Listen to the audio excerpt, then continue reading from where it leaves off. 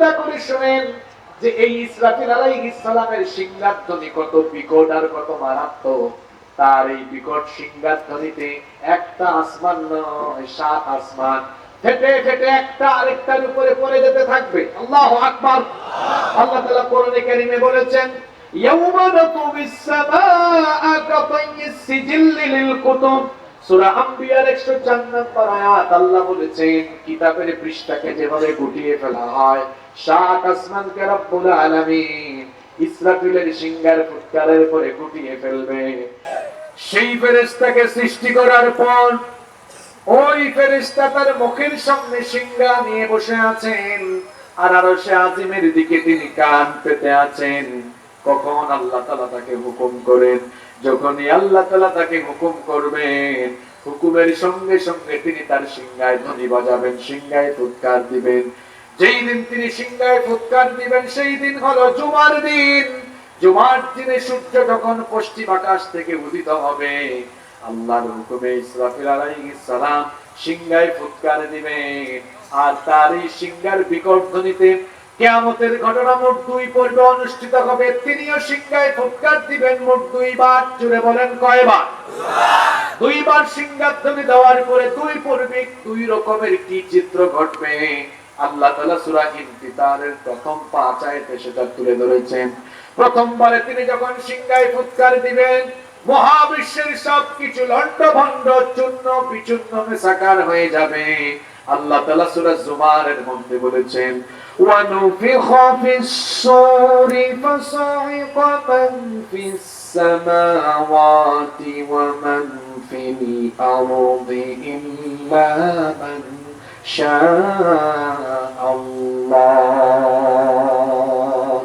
আল্লাহ তাআলা বলছেন, আর যখন সিংহায় ফুৎকার দেওয়া হবে, আসমান সমূহ এবং জমিনে যা আছে, বিশেষ করে তখন যে সকল নিকৃষ্ট চরিত্রের লোকেরা বেঁচে থাকবে, এদের কানের পর্দা ফেটে গিয়ে বেহুশ হয়ে তারা মারা যাবে। শুধু তাই নয়, আসমান জমিন তখন চূর্ণ বিচূর্ণ লন্ডভন্ড হয়ে যাবে।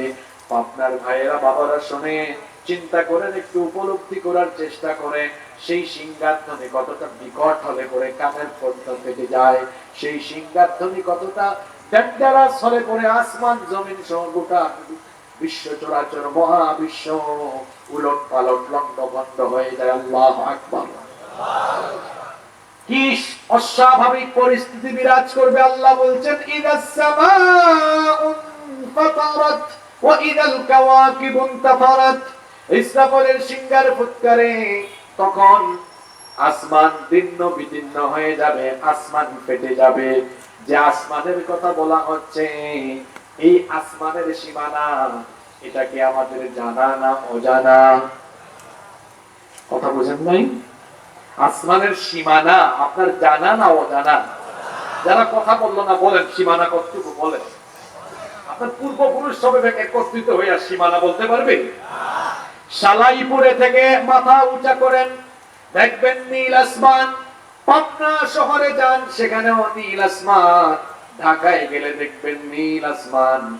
এশিয়ায় থাকবেন নীল আসমান, ইউরোপে যাবেন নীল আসমান, আমেরিকায় যাবেন, আফ্রিকায় যাবেন, পৃথিবীর যেখানেই যান না কেন মাথা উঁচা করলেই দেখবেন নীল আসমান।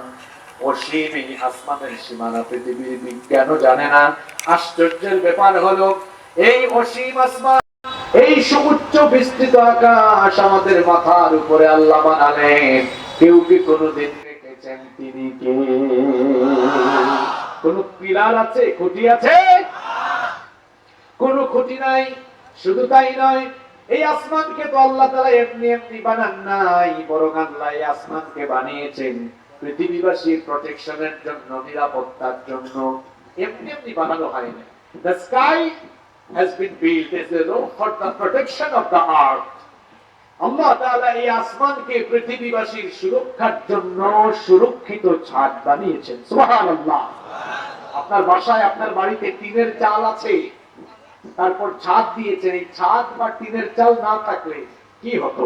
শীতকালে কুয়াশা পড়তো, গ্রীষ্মকালে রোদের তাপ লাগতো, বর্ষাকালে বৃষ্টি পড়তো। শীত, গ্রীষ্ম, বর্ষা সকল কালে যেন আপনি আপনার বাসার ভেতরে বাচ্চা কাচ্চা সবাইকে নিয়ে সেফ থাকতে পারেন। রোদের আলো, কুয়াশা, বৃষ্টি সবকিছু থেকে যেন সেফলি থাকতে পারেন, এই জন্য আমরা বাসা বাড়ির উপরে চাল দিয়েছি, ছাদ দিয়েছি। তো মাথার উপরে এই যে অজানা অসীম সুউচ্চ সুবিস্তৃত আসমান আল্লাহ দিয়েছেন, এটা কি এমনি এমনি দিয়েছেন? কেন আল্লাহ দিলেন?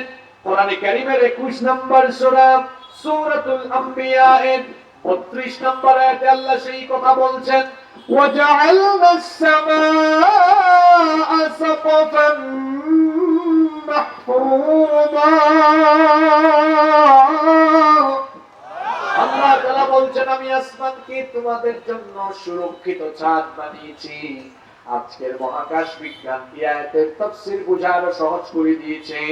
কারণ মহাশূন্যে, কারণ আসমানের উপরে বায়ুমণ্ডলে অসংখ্য উল্কাপিণ্ড আছে। কোন একটা উল্কা যদি কখনো জমিনে পতিত হয়ে যেত, এই পৃথিবীর সব কিছু জলে পুড়ে ভস্মীভূত হয়ে যেত, ছারখার হয়ে যেত।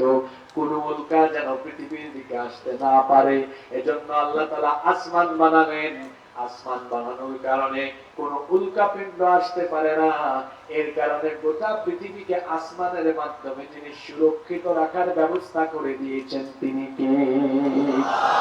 এই ধরনের আসমান তো একটা নয়, আল্লাহ এই ধরনের আসমান বানিয়েছেন মোট 7টা। কোরআনে কারীমে রব্বুল আলামিন বলেছেন, আল্লাযী খালাকা সাবআ সামাওয়াতিন তিবাকা। তিনি হচ্ছেন সেই মহান সত্তা যিনি 7 আসমান বানিয়েছেন। আল্লাহ তাআলা আমাদের মাথার উপরে মোট আসমান বানিয়েছেন কয়টা? আসতে বলবেন না, জোরে বলেন কয়টা? আপনাদের বিজ্ঞানীরা এখনো প্রথম আসমানের নিচে যে মহাশূন্য আছে, প্রথম আসমানের নিচে অবস্থিত মহাশূন্যের সামান্য নাগাল পেয়েছে। প্রথম আসমানের মহাশূন্যে কি আছে এখনো বিজ্ঞানীরা তার পুরোপুরি আবিষ্কার করতে পারে নাই। আল্লাহু আকবার। এখনো প্রথম আসমানের নিচের মহাশূন্যই পারে নাই, আরো তো তার উপরে 6টা বিশাল আসমান বানিয়ে রেখেছেন কে? চিন্তা করেন বাবারা, কলিজার টুকরো ভাইয়েরা, চিন্তা করে শুনেন যে এই ইসরাফিল আলাইহিস সালামের সিংহার ধ্বনি কত বিকট আর কত মারাত্মক। তার এই বিকট সিংহার ধ্বনিতে একটা আসমান নয়, 7 আসমান ফেটে ফেটে একটা আরেকটার উপরে পড়ে যেতে থাকবে। আল্লাহু আকবার। আল্লাহ তাআলা কোরআনে কারীমে বলেছেন, ইয়াউমা নাতুবিস সামাআ কাতাইয়িস সিজিল্লি লিল কুতুব। সূরা আম্বিয়ার 104 নম্বর আয়াত আল্লাহ বলেছেন, কিতাবের পৃষ্ঠাকে যেভাবে গুটিয়ে ফেলা হয়, 7 আসমানকে রব্বুল আলামিন ইসরাফিলের সিংহার ফুৎকারের পরে গুটিয়ে ফেলবে। একটার পর একটা আসমান ফেটে যাবে, ছিন্ন বিদীর্ণ হয়ে একটার উপর আরেকটা ঠাস ঠাস করে পড়ে যেতে থাকবে। আল্লাহু আকবার। ওয়া ইদাল কাওয়াকিবু ইনতাসারাত। আর তারকাগুলো বিক্ষিপ্ত হয়ে খসে খসে পড়ে যেতে থাকবে। আকাশে যে আল্লাহ তারকাগুলো বানিয়েছেন, এই তারকাগুলো ইসরাফিলের সিংহার ফুৎকারে মহাশূন্য থেকে ছিটকে ছিটকে ছিটকে ছিটকে পড়ে যেতে থাকবে। আল্লাহু আকবার। আল্লাহ তাআলা সূরা তাকবীরের মধ্যে বলেছেন, ইদাশ শামসু কুওয়িরাত ওয়া ইদান নুজুমু কাদারাত ওয়া ইদাল জিবালু সুয়িরাত। আল্লাহ তাআলা বলছেন, আর সূর্য যখন আলোহীন হয়ে যাবে, নক্ষত্ররাজি যখন খসে পড়ে যাবে, সূর্য চন্দ্র সব সেদিন আলোহীন হয়ে যাবে। ফাইদা বারিকাল বাসারু ওয়া খাসাফাল কমারু ওয়া জুমিআশ শামসু ওয়াল কমার ইয়াকুলুল ইনসানু ইয়াওমাইদিন আইনাল মাফার। আল্লাহ তাআলা বলেছেন, যখন মানুষের চক্ষু বিস্ফোরিত হয়ে যাবে, সূর্য আর চাঁদকে একাকার করে দেওয়া হবে, চাঁদ আর সূর্য আলোহীন হয়ে যাবে, সূর্যে কোনো আলো থাকবে না, চাঁদে কোনো আলো থাকবে না, নক্ষত্রগুলো খসে খসে পড়ে যেতে থাকবে। এই যে তারাগুলো আসমানে আছে, এই তারাগুলো পৃথিবীর চাইতে ছোট না বড়? জোরে বলেন। সূর্য আমাদের সৌরজগতের সেন্টারে অবস্থিত, পৃথিবী তো একটা গ্রহ। এই সূর্যের ডিসটেন্স হলো পৃথিবী থেকে 15 কোটি কিলোমিটার দূরে। আল্লাহু আকবার। এই সূর্য হলো পৃথিবীর চাইতে 13 লক্ষ গুণ বড়, অর্থাৎ সূর্যের ভেতরে 13 লক্ষ পৃথিবী ঢুকায় দেওয়া যাবে। আল্লাহু আকবার। যে সূর্য পৃথিবীর চেয়ে 13 লক্ষ গুণ বড়, এক একটা তারকা সূর্যের চাইতে কত বড়, সুবহানাল্লাহ। তারার তুলনায় তো সূর্য একেবারে ক্ষুদ্র। বিজ্ঞানীরা সর্বশেষ যে বৃহৎ তারকার সন্ধান তারা পেয়েছেন তাদের গবেষণায়, অ্যাস্ট্রোনমি ম্যাগাজিন সেই তথ্য প্রকাশ করেছে। তারা বলেছেন যে মহাশূন্যে অবস্থিত আমাদের গ্যালাক্সির ভেতরে আমাদের যন্ত্রপাতির মাধ্যমে সবচেয়ে বড় যে তারকার সন্ধান আমরা এখনো পর্যন্ত পেয়েছি, সেটার নাম তারা দিয়েছেন ওয়াইইউ স্কুটি, যেটার আয়তন তারা বলেছেন সূর্যের চাইতে সেটা আরো 500 কোটি গুণ বড়। সূর্য হলো পৃথিবীর চাইতে কত লক্ষ গুণ বড়? 13 লক্ষ গুণ বড়। আর সূর্যের চাইতে বিজ্ঞানীরা এখনো পর্যন্ত যতটুকু যেতে পেরেছে আর কি, ততটুকুর মধ্যে সবচেয়ে বড় তারকা তারা যেটা পেয়েছেন ওইটা সূর্যের চাইতে আরো কত কোটি গুণ বড়? আরো 500 কোটি গুণ বড়। এই ধরনের তারকা আল্লাহ কি গ্যালাক্সির ভেতরে মাত্র একটা সৃষ্টি করেছেন? যদি বলেন, বিজ্ঞানীরা বলেছেন এক একটা গ্যালাক্সির ভেতরে হাজার হাজার কোটি তারকা রয়েছে। আল্লাহু আকবার। একটা গ্যালাক্সির ভেতরে। তাহলে মহাশূন্যে গ্যালাক্সি আছে কয়টা?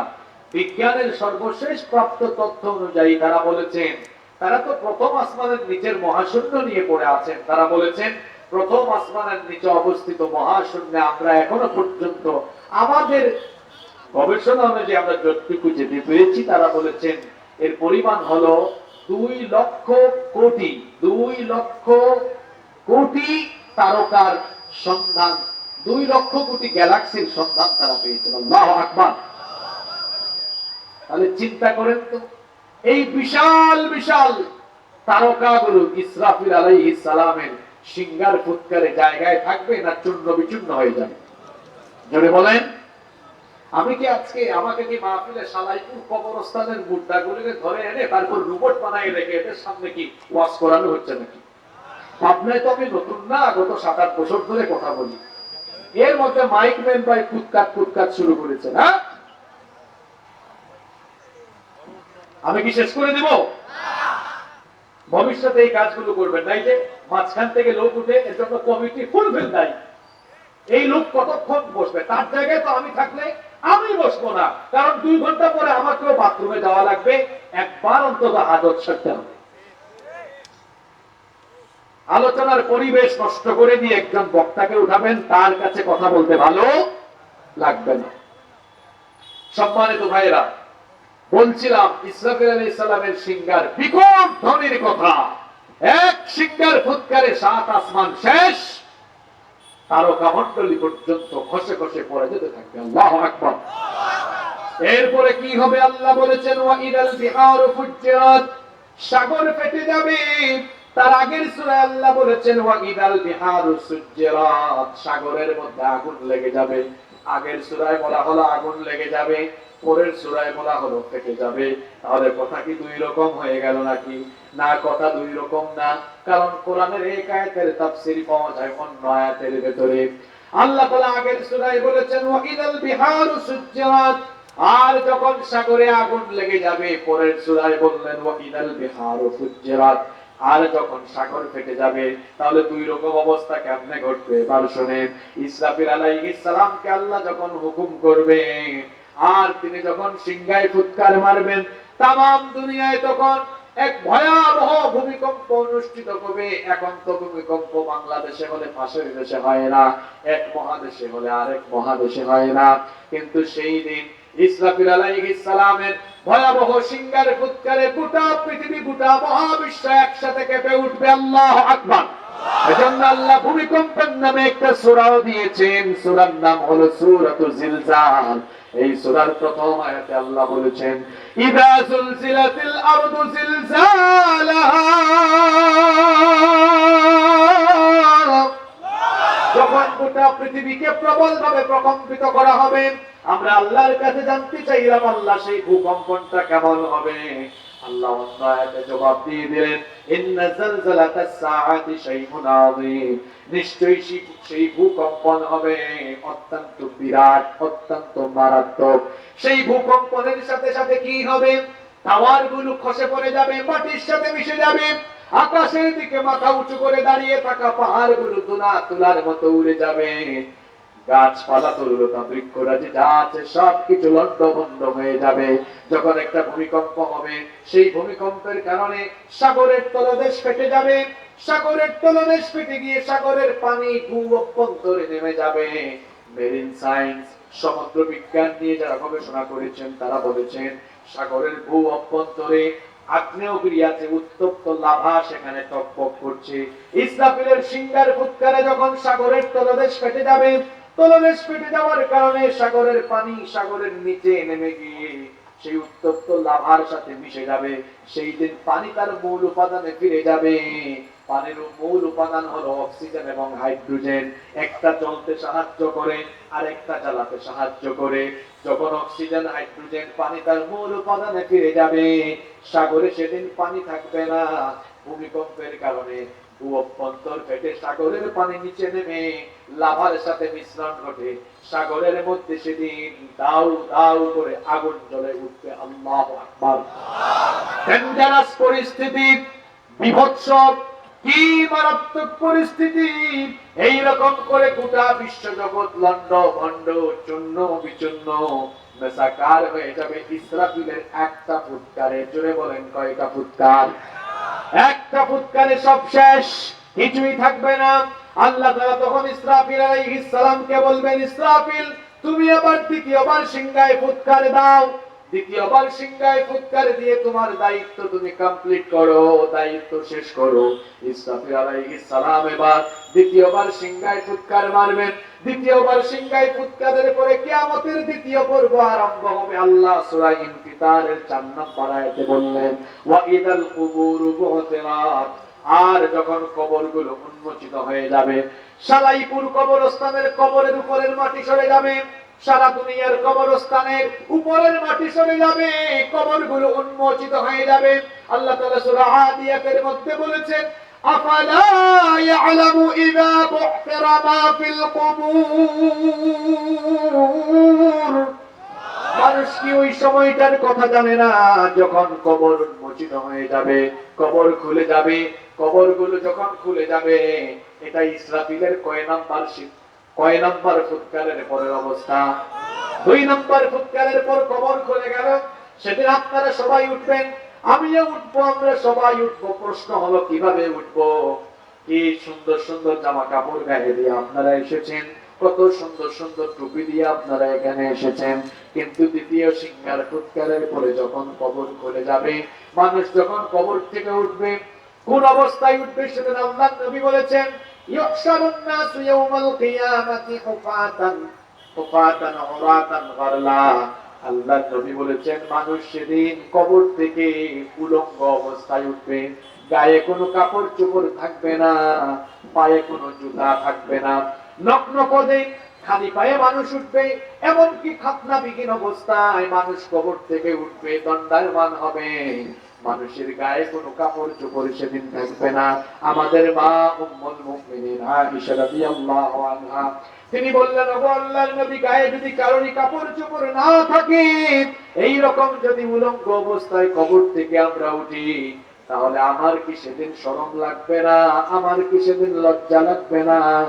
আল্লাহর নবী তখন বললেন, প্রিয়তমা স্ত্রী আমার শোনো, সেই দিন আকাশের ওই সূর্য যেটি পৃথিবী থেকে 9,30,00,000 মাইল দূরে, সেটি মাথার একেবারে নিকটবর্তী চলে আসার কারণে মানুষের পায়ের তলায় কোনো মাটি থাকবে না, মাটি তামায় পরিণত হয়ে যাবে।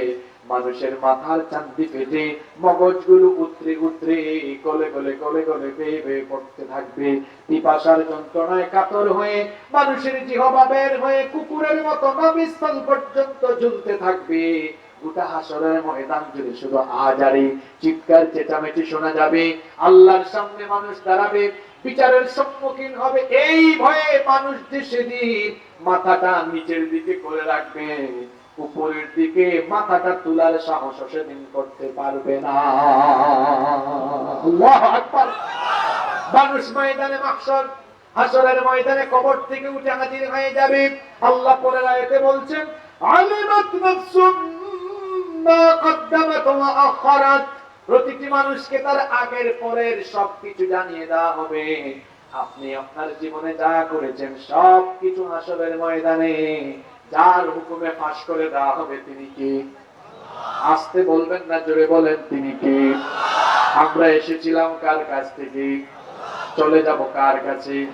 সে আল্লাহ বলছেন, এই যে তুমি মাঝখানে কয়েকটা দিন দুনিয়াতে আছো, তুমি কি করে আমাকে ভুলে গেলে? তুমি কেমনে আমার সাথে নাফরমানি করলে? কেমনে আমার বিধান লঙ্ঘন করলে? আমি তোমাকে বানালাম, আমি তোমাকে পাঠালাম, আমার কাছে আসবে, আমার সামনাসামনি বিচারের সম্মুখীন হবে। সুতরাং বান্দারে তোমার কাছে আমার প্রশ্ন হলো, এবার ৬ নাম্বার আয়াত আল্লাহ আপনাকে প্রশ্ন করছেন, ইয়া আইয়ুহাল ইনসানু মা গাররাকা বিরাব্বিকাল কারীম। হে মানুষ, কোন জিনিস তোমাকে তোমার মহান রব সম্পর্কে গাফেল করে ফেললো? কোন জিনিস তোমার রব সম্পর্কে তোমাকে ধোঁকায় ফেলে রাখলো?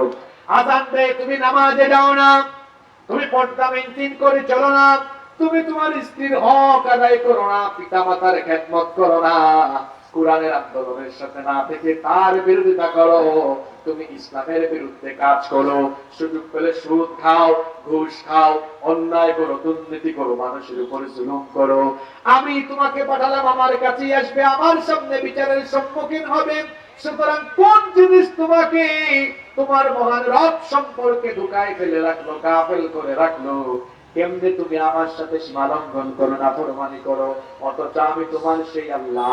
আল্লাহ পরের আয়াতে বলছেন, আল্লাযী খালাকাকা ফাসাওয়াকা ফাআদালাক ফি আইয়ি সূরাতিন মা শাআ রাক্কাবাক। তিনি তোমাকে সৃষ্টি করেছেন, শুধু সৃষ্টি করেননি, বরং তিনি তোমাকে সৃষ্টির পরে সুঠাম এবং সুসামঞ্জস্যপূর্ণ করেছেন।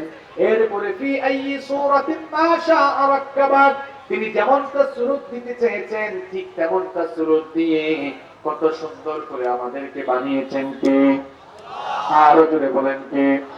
আল্লাহ বলছেন, কি করে আমার নাফরমানি করো? তুমি তো কিছুই ছিলে না, তোমার ওজন এখন 60 কেজি, 70 কেজি, 80 কেজি, কিন্তু তুমি তো একটা সময় কিছুই ছিলে না। এরপরে একটা 2.5, 3, 4.5, 5 কেজি বাচ্চার আকারে, ছোট্ট বাচ্চার আকারে তোমার মায়ের পেটের ভেতর থেকে বের করে এনে এই দুনিয়ার আলো বাতাস যিনি দেখিয়েছেন তিনি কি? সে আল্লাহ বলছেন, 60, 70 কেজি, 80 কেজি তুমি কিচ্ছু ছিল না, তুমি সেখান থেকে আমি তোমাকে বানালাম, পয়দা করলাম, দুনিয়ায় পাঠালাম। এত এত রং তামাশায় মত্ত হয়ে যাও না, তুমি আমার কাছে আসবে, আমার কাছে এসে হিসাবের বিচারের সম্মুখীন হবে। সুতরাং আমার কাছেই যেহেতু আসবে, আল্লাহ প্রশ্ন করেছেন, ইয়া আইয়ুহাল ইনসান মা গাররাকা বিরাব্বিকাল কারীম। হে মানুষ, কোন জিনিস তোমাকে তোমার রব সম্পর্কে গাফেল করেছে? আপনি গাফলতের সংজ্ঞা বুঝতে পারছেন না। আপনি যে নামাজে যান না, আযান দিলে, আপনি কি আল্লাহর ব্যাপারে সচেতন না গাফেল? যদি বলেন, এই পরীক্ষার প্রমাণ হবে আজকে ফজরের আযান দিলে পরে। এখানে তো জায়গা হলো না, ফজরের নামাজে দেখা যাবে।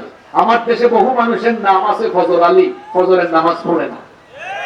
বহু মানুষের নাম জোহর আলী, জোহরের নামাজ পড়ে না। অনেক মানুষের নাম কুরবান আলী, সামর্থ্য আছে, কুরবানি দেয় না। অনেক মানুষের নাম রমজান আলী, রমজান মাসে দুপুর বেলা গাঁজা টানে। অনেক মানুষের নাম ইমান আলী, তার ইমান নাই। কি বলেন, আছে না এরকম? আল্লাহ জিজ্ঞেস করছেন, হে বান্দা, কোন জিনিস তোমাকে তোমার রব সম্পর্কে গাফেল করলো? তুমি আমার আইন মানো না, আমার বিধান মানো না, আমার হুকুম মানো না, আমাকে ভয় করে তুমি তোমার জীবন পরিচালনা করো না। আমি তোমাকে যে পদ্ধতি দিলাম, বিধান দিলাম, তার বাহিরে তুমি চলে গেলে। তুমি সুদ খাও, ঘুষ খাও, তোমার লেনদেন ঠিক নাই, তোমার উপার্জন ঠিক নাই, তুমি হালাল হারামের মিশ্রণ ঘটাও, তুমি হারাম খাও। কোন জিনিস তোমাকে আমার সম্পর্কে গাফেল করে রাখলো? আসলে এই গাফলতির কারণ হলো, আল্লাহ পরের আয়াতেই বলছেন, কারণ হলো তোমরা আসলে বিচারের দিবসকে অনেকেই বিশ্বাস করো না, আমার সামনে দাঁড়াবে এটা ফিল করো না। সে আল্লাহ বলছেন, কাল্লা, নেভার এভার, কখনো নয়, ফালতুকাযযিবুনা বিদ্দীন, তোমরা বিচার দিবসকে মিথ্যা বলে মনে করছো, অথচ বিচার দিবস আসন্ন, এটা হবেই হবে। লা শাক্কা ফীহি ওয়া লা রাইবা ফীহি, এটা আসবেই, কোনো সন্দেহ নাই। আর আল্লাহর বিচারের সিস্টেম আমাদের বিচারের সিস্টেম এক না আলাদা? জোরে বলেন।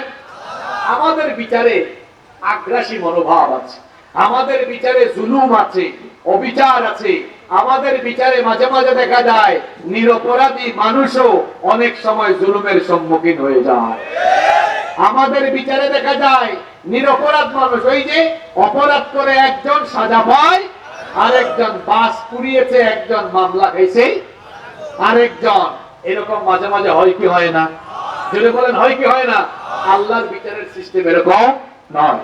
আল্লাহর বিচারের সিস্টেম হচ্ছে আলাদা। ওয়ালা ইয়াযলিমু রাব্বুকা আহাদা, তোমার রব কারো উপরে জুলুম করে। সে আল্লাহ বলছেন অবশ্যই বিচার হবে।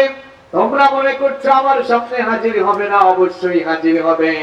আর পৃথিবীতে যা আমি তোমাকে দিয়েছি এমনি এমনি ছেড়ে দেই নাই, সবার সাথে তত্ত্বাবধায়ক নিযুক্ত করে দিয়েছেন কি? সে আল্লাহ তাআলা বলছেন ওয়া ইন্না আলাইকুম লাহাফিযিন, আর নিশ্চয়ই তোমাদের প্রত্যেকের সাথে তত্ত্বাবধায়ক দারোয়ান ফেরেশতা নিয়োগ করে দিয়েছি। বান্দা কোথায় যাবে, তুমি কি করবে, কোন কাজ করো, সবকিছু তোমার রেকর্ড করার ব্যবস্থা করেছি। আমি তোমাদের প্রত্যেকের সাথে ফেরেশতা দিয়েছি দুইজন। জোরে বলেন কয়জন?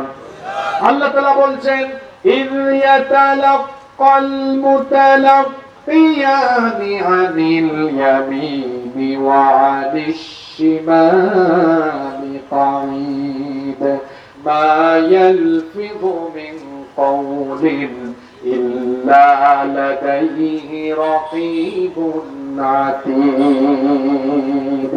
আল্লাহ তাআলা বলছেন ডানে এবং বামে দুজন ফেরেশতা যখন কর্মনীতি গ্রহণ করে, ডানে ফেরেশতা তিনি সুকর্ম ভালো ভালো কাজগুলো লিপিবদ্ধ করেন, বামের ফেরেশতা অপকর্মগুলো লিপিবদ্ধ করেন। আর তারা হলো এমন ফেরেশতা মা ইয়ালফিযু মিন কাওলিন ইল্লা লাদাইহি রাকীবুন আতীদ, বান্দার জবান থেকে এমন কোন লফজ, এমন কোন শব্দ বের হয় না যেটা তারা লিখে না, সবকিছুই তারা লিখছে। যার কারণে দেখা যাবে কিয়ামতের দিন ফেরেশতারা, কিয়ামতের দিন মানুষ তাদের আমলনামা হাতে পেয়ে দেখবে একটা কাজ অবাদ নাই, ভালোটাও আছে, খারাপটাও আছে, ছোটটাও আছে, বড়টাও আছে। তখন তারা বলবে লা ইউগাদিরু সাগীরাতান ওয়ালা কাবীরাতান ইল্লা আহসাহা, কেমন আমলনামা দেওয়া হলো, ছোট বড় কোনো কিছুই বাকি নাই, সব কিছু রেকর্ড করে রাখার ব্যবস্থা করেছেন কি? যে ফেরেশতা লিপিবদ্ধ করছেন সেই ফেরেশতার নাম কি? আমরা বললাম আল্লাহ তার নাম জসিমউদ্দিন না রহিমউদ্দিন। আল্লাহ এবার বললেন তাদের নাম, ঠিকানা, পরিচয় হলো কিরামান কাতিবিনা ইয়ালামুনা মা তাফআলুন। এরা হলো সম্মানিত লেখক, কিরামান কাতিবিন, সম্মানিত লেখক।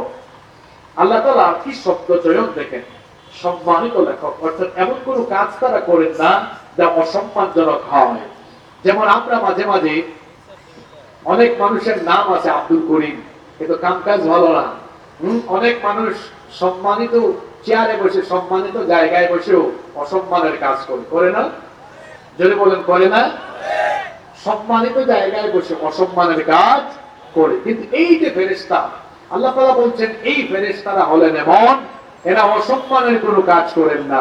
এরা যখন আমলনামা লিখেন তখন পক্ষপাত দুষ্ট আচরণ করেন না, কারো পক্ষে লেখা কম লেখা, কারো পক্ষে বেশি লেখা, কিংবা জুলুম করেন না। কেউ কোনটা করেনি কিন্তু তার আমলনামার মধ্যে সেটা লিখে দিল। আমাদের দেশে দেখবেন মাঝে মাঝে মামলা হয়, এজাহারের মধ্যে এমন এমন অপরাধ লেখা হয় যেটা ওই ব্যক্তি করেও নাই। কি বলেন, হয় নাই? হয় নাই? এই যে গত 17 বছর আপনারা দেখেছেন অনেক আলেম ওলামারা যাদের কাজ মাদ্রাসায় দর্শ দেওয়া, যারা মানুষকে আল্লাহর দ্বীনের পথে আহ্বান করেছেন, তারা নাশকতার মামলা খেয়েছে। শয়তানও আসে না? এরপরে যুদ্ধাপরাধ, মানবতা বিরোধী মিথ্যা নাটক মঞ্চস্থ করে এদেশের অনেক দেশপ্রেমিক আল্লাহওয়ালা ইসলামী আন্দোলনের শীর্ষ নেতৃবৃন্দকে অন্যায়ভাবে রাজনৈতিক প্রতিহিংসার শিকার করে নির্মমভাবে তাদেরকে মেরে ফেলা হয়েছে। তাহলে আমাদের এজাহারে, আমাদের রিপোর্টে, আমাদের তদন্ত রিপোর্টে এমন আজে বাজে জিনিস লেখা থাকে। আমি করি নাই কিন্তু আমার নামে লেখা আছে কি নাই? কিন্তু এই ফেরেশতাদের ব্যাপারে আল্লাহ বলছেন না, তারা কিরামান কাতিবিন, সম্মানিত লেখক। তারা পক্ষপাত দুষ্ট আচরণ করেন না, কারো উপর জুলুম করেন না, এমনকি তারা বিনিময় গ্রহণ করেন না, কারো থেকে ঘুষ খান